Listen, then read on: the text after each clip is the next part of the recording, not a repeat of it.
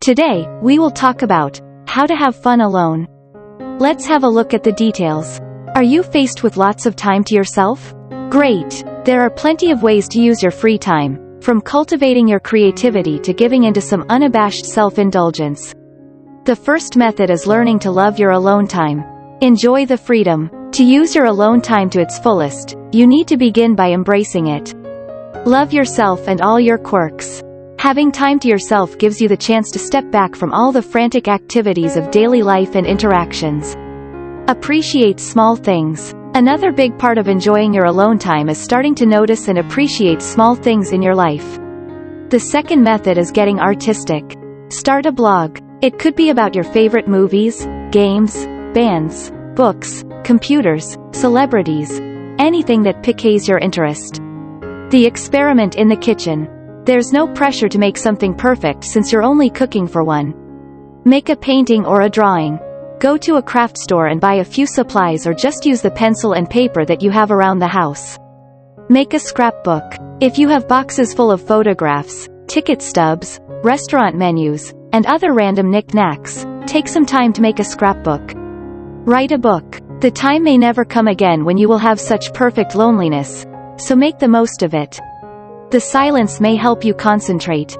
If writing a book seems like too much to take on, try something smaller but equally expressive. The third method is pampering yourself. Take yourself out for a meal. There's no reason to be shy about going out to eat alone. Take a long bath or shower. Use all of your favorite bath and body products. Get your nails done. Make an appointment at a salon or walk in for a spur-of-the-moment treat. Get some sleep.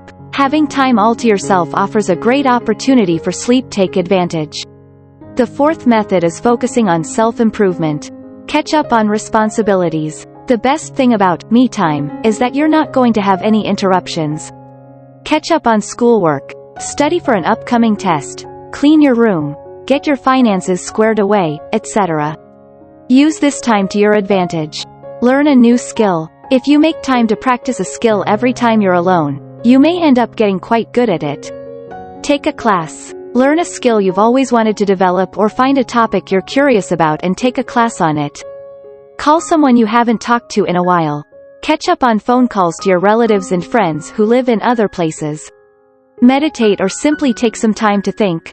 Having time to yourself away from other distractions allows you to slow down and turn inward, giving you a perfect chance to let yourself do some quiet reflecting. The fifth method is getting active. Go outside and enjoy nature. A solo walk or hike allows you to observe nature without any distractions, and you may be surprised by how enjoyable some alone time in nature can be. Exercise. You've got time to yourself, so use it to get in shape. It's an excellent way to pass the time while also improving your overall physical and mental well-being. Have an adventure. You're beholden to no one, so find a spot on the map where you've never been and go there. And the sixth method is entertaining yourself. Consume loads of your favorite media, especially the guilty pleasures. Have a movie night with all your favorite movies, read a stack of books and magazines back to back, or relax with your favorite TV show marathon. Get gaming. If you're not a gamer, give it a try. If you're already a gamer, broaden your horizons. Reminisce. Get out your old photo albums, scrapbooks, and yearbooks, and spend some time reminiscing about old times. Explore the wonders of the internet. Time to yourself opens up all kinds of avenues for exploration, including digital exploration. Thanks for watching this video. Please don't forget to like and subscribe to our channel if you like our videos.